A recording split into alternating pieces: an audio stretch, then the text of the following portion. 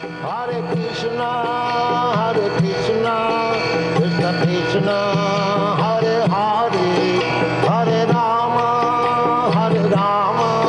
Rama Rama, Hare Hare. And now Chapter 13, The Vital Force of the Universe. From the first canto, 8th chapter, 30th text of the Srimad Bhagavatam. Hare Krishna, Krishna Krishna, Hare Hare, Hare Rama, Rama Rama, Hare Hare.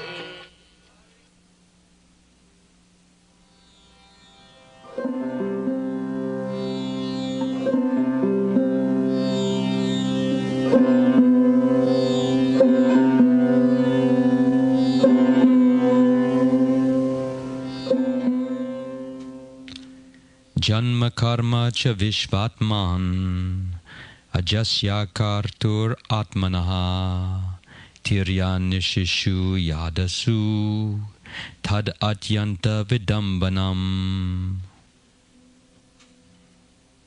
Translation. Of course it is bewildering, O soul of the universe, that you work, though you are inactive, and that you take birth, though you are the vital force and the unborn.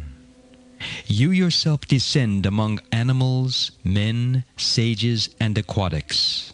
Verily, this is bewildering.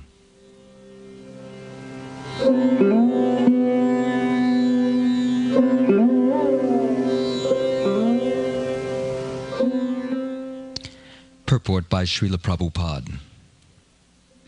The transcendental pastimes of the Lord are not only bewildering, but also apparently contradictory.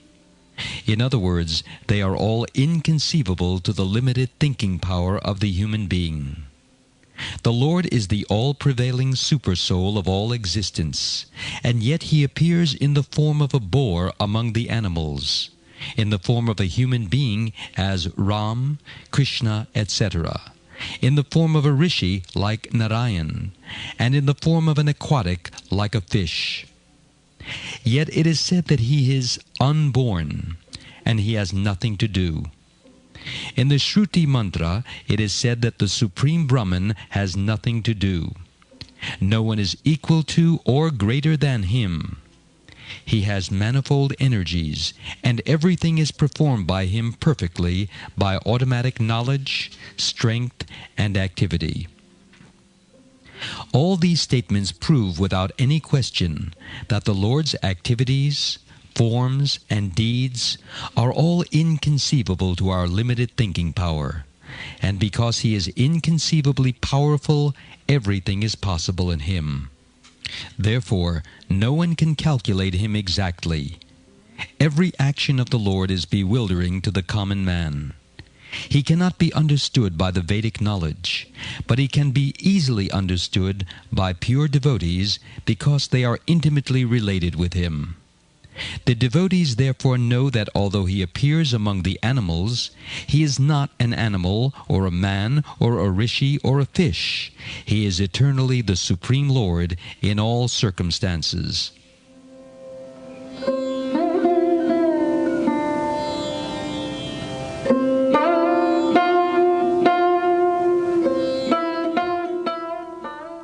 Kunti addresses Krishna as Vishvatman, the vital force of the universe.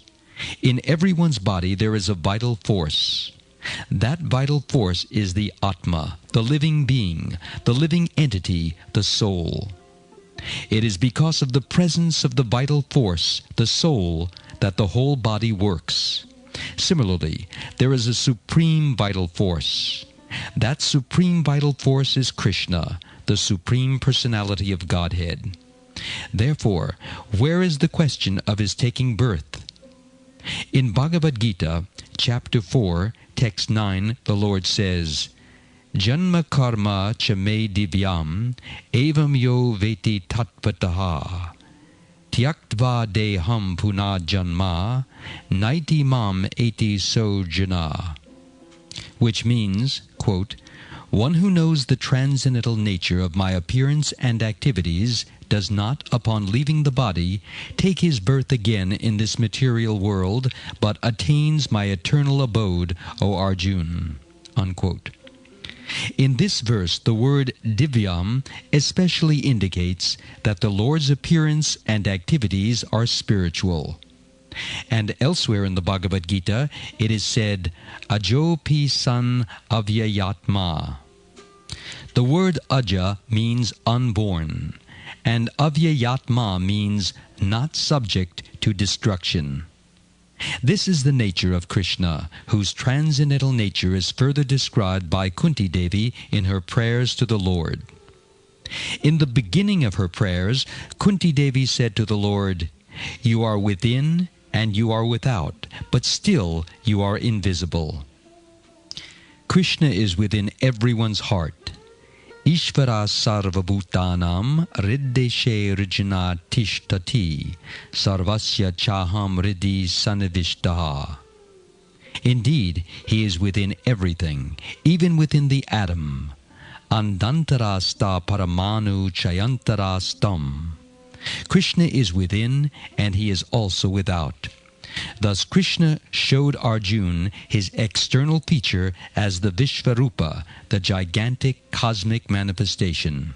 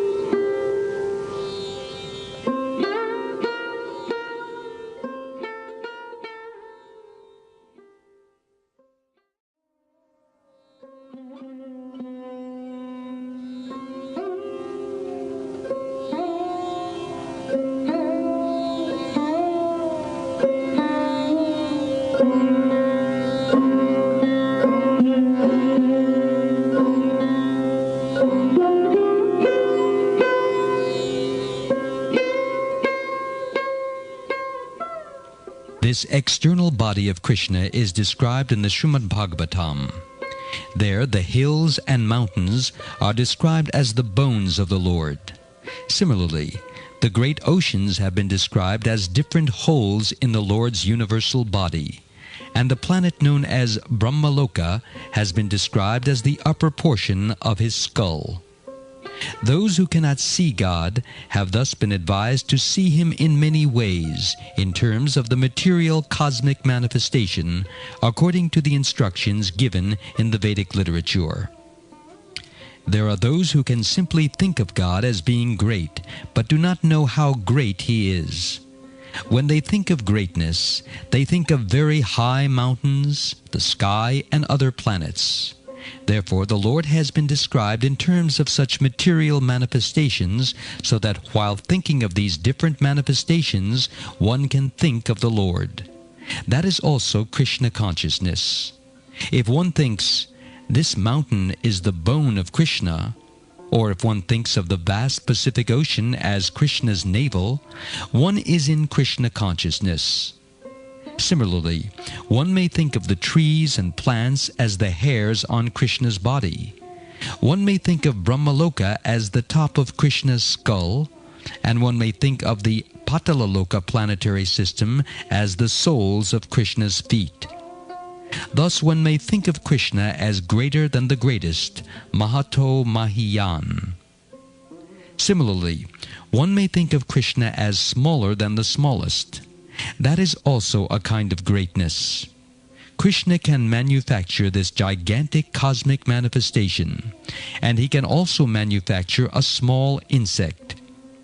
In a book, one may sometimes find a small running insect smaller than a period. This is Krishna's craftsmanship. Anur Aniyan Mahato Mahiyan, from the Katha Upanishad 1:2-20, which means, he can create something greater than the greatest and smaller than the smallest. Now human beings have manufactured the 747 airplane, which according to their conception is very big. But can they produce an airplane as small as a flying insect? That is not possible. Actual greatness, however, is not one-sided. One who is actually great can become greater than the greatest and smaller than the smallest.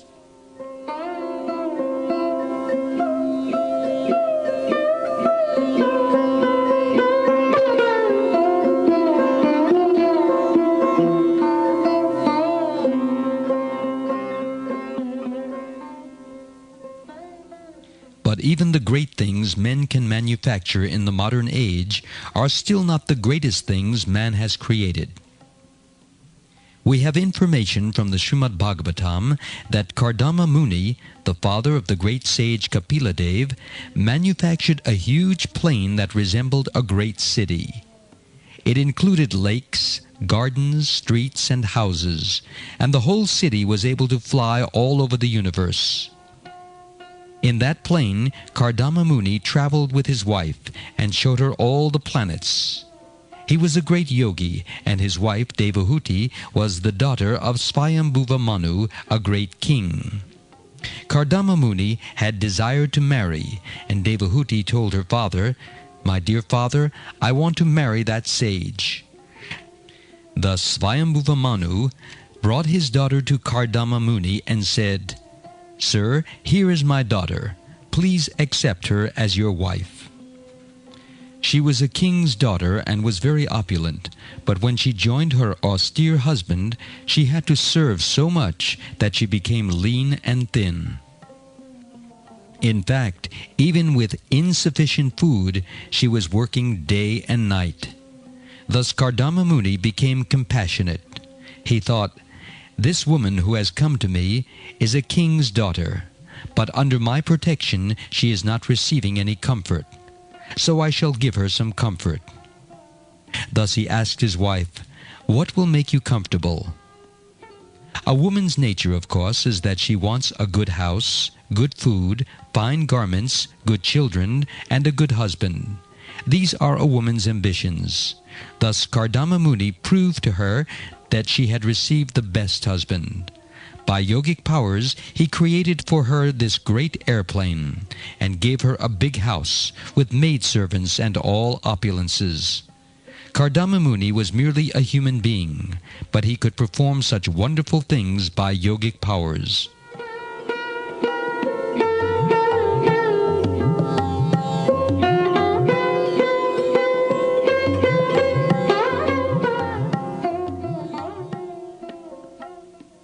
Krishna, however, is Yogeshvar, the master of all yogic powers. If we get a little mystic power, we become important, but Krishna is the master of all mystic powers.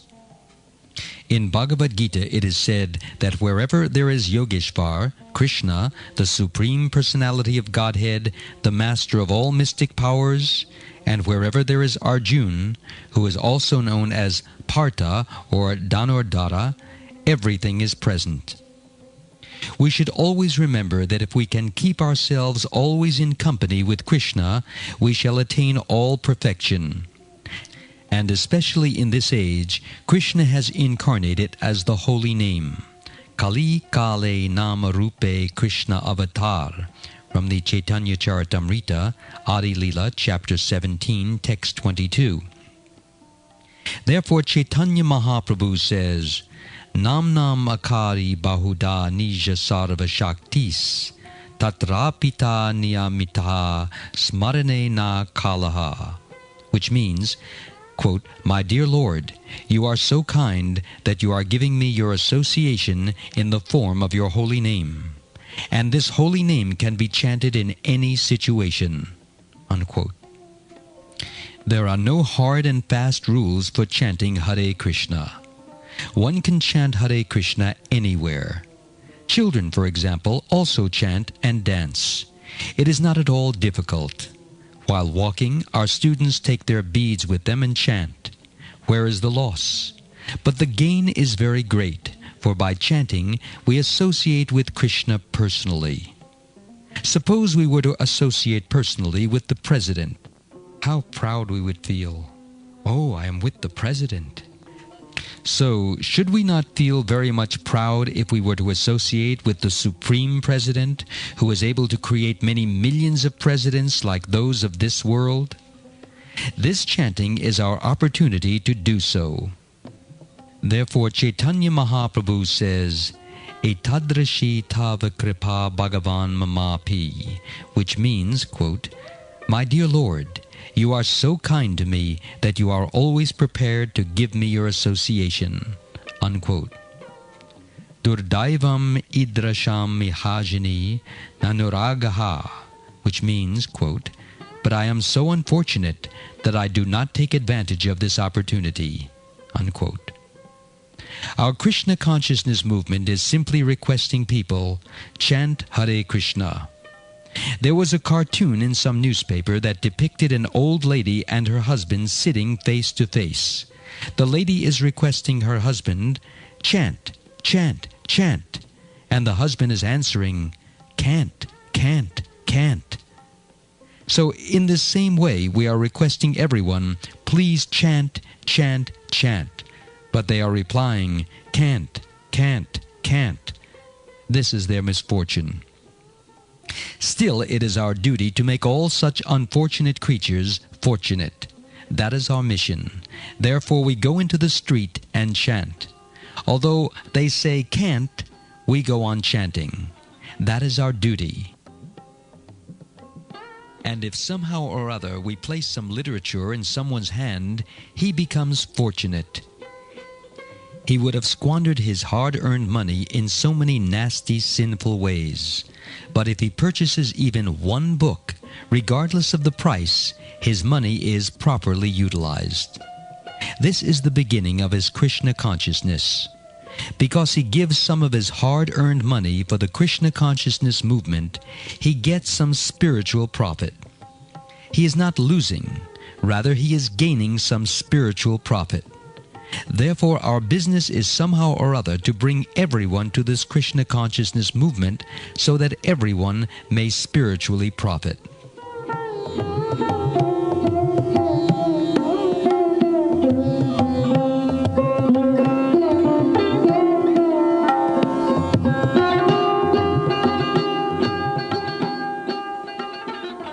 When Krishna appeared on earth, not everyone knew that he was the Supreme Personality of Godhead.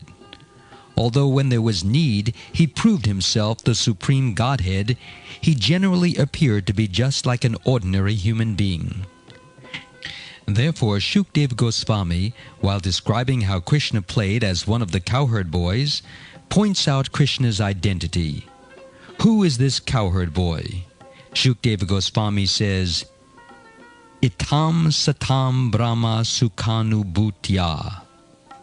The impersonalists meditate upon the impersonal Brahman and thus feel some transcendental bliss.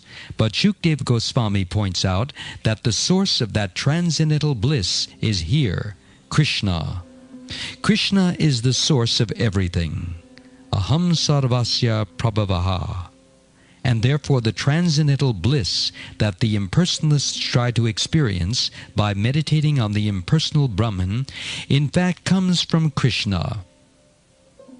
Shukdev Goswami says, here is the person who is the source of Brahma Sukha, the transcendental bliss that comes from realization of Brahman. A devotee is always prepared to render service to the Lord. Dasyam gatanam paradaivatena. But for those who are under the spell of illusory energy, he is an ordinary boy. Maya shritanam naradarakena.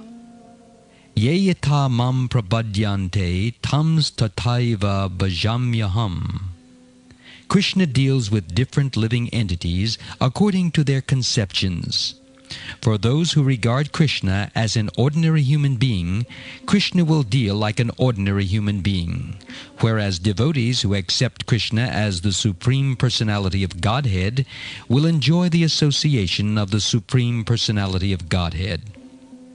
Of course, the object of the impersonalist is the Brahma-Jyoti, the impersonal effulgence of the Supreme. But Krishna is the source of that effulgence. Therefore Krishna is everything. Brahmeti Paramatmeti Bhagavan iti Shabdyate. Yet the cowherd boys are able to play with that same Krishna, the exalted personality of Godhead. How have they become so fortunate that they are able to play with him? Itam satam brahma sukhanubhutya tasyam gatanam paradaivatena mayashvitanam naradarakena sardam vijaru krita punya punja. From the Srimad Bhagavatam, Canto 10, Chapter 12, Text 11. The cowherd boys playing with Krishna are also not ordinary, for they have attained the highest perfection of being able to play with the Supreme Personality of Godhead. How did they achieve this position? Krita punya punjaha, by many, many lives of pious activities. For many, many lives these boys underwent austerities and penances to achieve the highest perfection of life, and now they have the opportunity to play with Krishna personally on an equal level. They do not know that Krishna is the Supreme Personality of Godhead, for that is the nature of Vrindavan Leela, Krishna's pastimes in the village of Vrindavan. Not knowing Krishna's identity, the cowherd boys simply love Krishna, and their love is unending. This is true of everyone in Vrindavan. For example, Yashoda Mata and Nanda Maharaj, Krishna's mother and father, love Krishna with parental affection. Similarly, Krishna's friends love Krishna, Krishna's girlfriends love Krishna, the trees love Krishna, the water loves Krishna, the flowers, the cows, the calves, everyone loves Krishna. That is the nature of Vrindavan. So if we simply learn how to love Krishna, we can immediately transform this world into Vrindavan.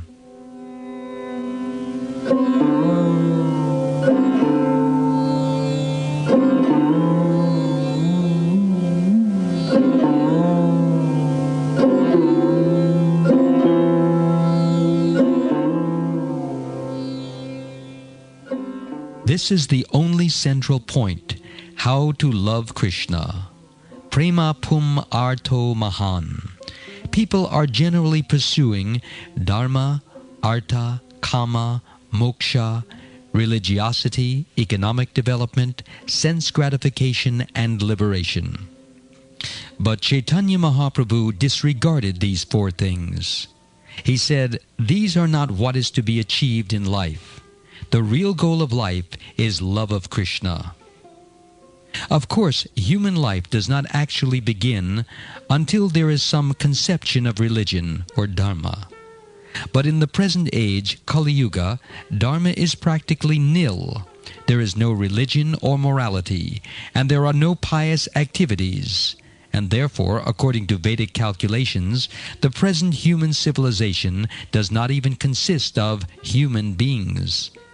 Formerly, people would care about morality and immorality, religion and irreligion, but with the progress of Kali Yuga, this is all being vanquished, and people can do anything without caring what it is. Srimad Bhagavatam says, and we can actually see, that in Kali Yuga, about 80% of the people are sinful. Illicit sex life, intoxication, meat-eating, and gambling are the four pillars of sinful life, and therefore we request that one first break these four pillars so that the roof of sinful life will collapse. Then by chanting Hare Krishna, one can remain established in a transcendental position. It is a very simple method.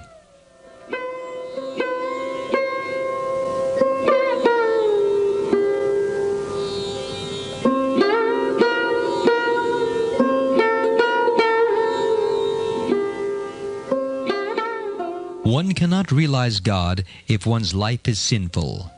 Therefore Krishna says, Yesham tvanta gatam papam jananam punya karmanam te dvanva moha nirmukta bhajante mam dridha vrataha. which means, quote, persons who have acted piously in previous lives and in this life, whose sinful actions are completely eradicated, and who are freed from the duality of delusion, engage themselves in my service with determination. Unquote. From the Bhagavad-gita, chapter 7, text 28. The word antagatam means finished. One can engage in devotional service if one has finished with his sinful life. Who can finish with sinful life? Those who engage in pious activities. One must have activities, and if one engages in pious activities, one's sinful activities will naturally vanish. On one side, one should voluntarily try to break the pillars of sinful life, and on another side, one must engage himself in pious life. If one has no pious engagement, it is not that one can become free from sinful activities simply by theoretical understanding. For example, the American government is spending millions of dollars to stop the use of LSD and other such intoxicants, but the government has failed. How is it that simply by passing laws or giving lectures one can make people give up these things? It is not possible. One must give people good engagements, and then they will automatically give up the bad ones. For example, we instruct our students, no intoxication, and they immediately give it up, even though the government has failed to stop them. This is practical. Param drishtva nivartate. If someone isn't given good engagement, his bad engagements cannot be stopped.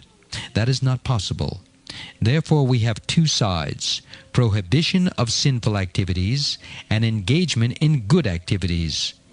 We don't simply say no illicit sex, no intoxication, and so on. Mere negativity has no meaning. There must be something positive, because everyone wants engagement. That is because we are living entities, not dead stones. By meditation, the impersonalist philosophers try to become dead stones. They think, let me think of something void or impersonal. But how can one artificially make oneself void? The heart and mind are full of activities, so these artificial methods will not help human society.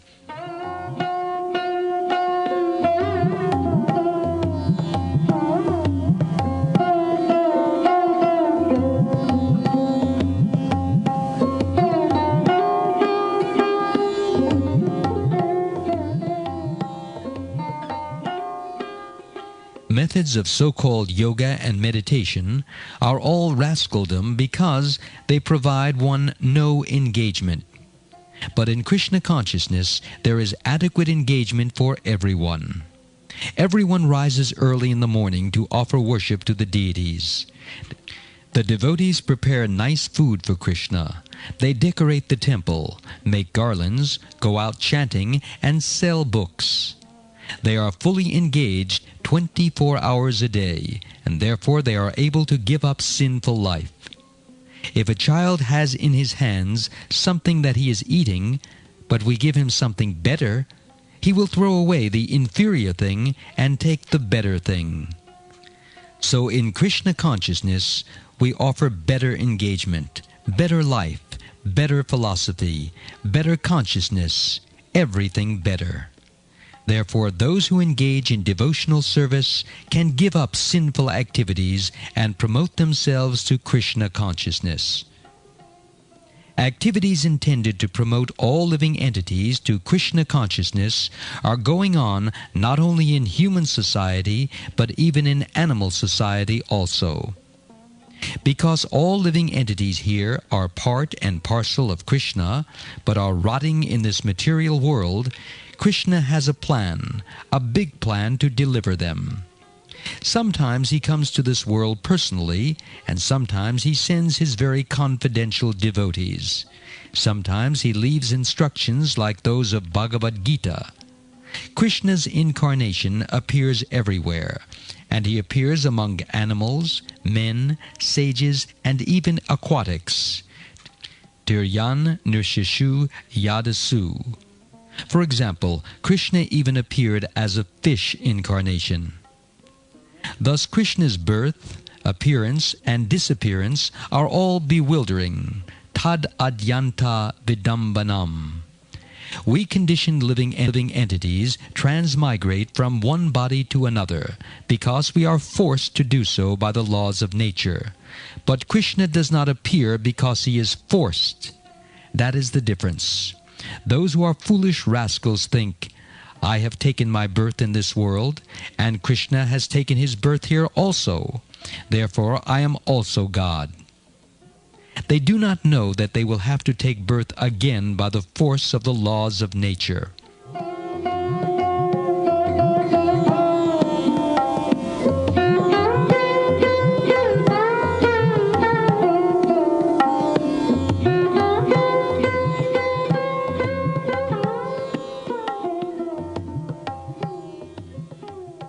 One may have been given the chance to have a very beautiful body in a country where one can live in opulence and receive a good education. But if one misuses all this, one will get another body according to one's mentality. For example, at the present moment, despite so many arrangements by the government for good schools and universities, the civilized countries of the world are producing hippies, young people who are so frustrated that they even worship hogs. But if one associates with the qualities of the hogs, one will actually become a hog in his next birth. Prakrite kriyamanani gunai karmani sarvashaha. Nature will give one a full opportunity. All right, sir, become a hog. Such are nature's arrangements. Prakriti, nature, has 3 modes, and if one associates with one type of mode, one will receive his next body accordingly. Krishna's appearance and disappearance are meant to put an end to the living entity's transmigration from one body to another, and therefore one should understand the greatness of the plan behind Krishna's appearance and disappearance. It is not that Krishna comes whimsically. He has a great plan. Otherwise, why should he come here? He is very much eager to take us back home, back to Godhead. That is Krishna's business. Therefore he says, Sarva dharman parityajya mamekam sharanam vraja aham tvam sarva papebhyo mokshayishyami ma shuchaha. Which means, quote, abandon all varieties of religion and just surrender unto me. I shall deliver you from all sinful reaction. Do not fear. From the Bhagavad-gita, chapter 18, text 66. All of us are children of Krishna, God. And since we are unhappy because of taking material bodies for repeated birth, death, old age, and disease, he is more unhappy than we are. Our situation in the material body is not at all comfortable, but we are such foolish rascals that we do not care to do anything about this. We are busy trying to arrange for temporary comforts in this life, but we are neglecting the real discomforts of birth, death, old age, and disease. This is our ignorance and our foolishness, and therefore Krishna comes to wake us up from this ignorance and take us back home, back to Godhead.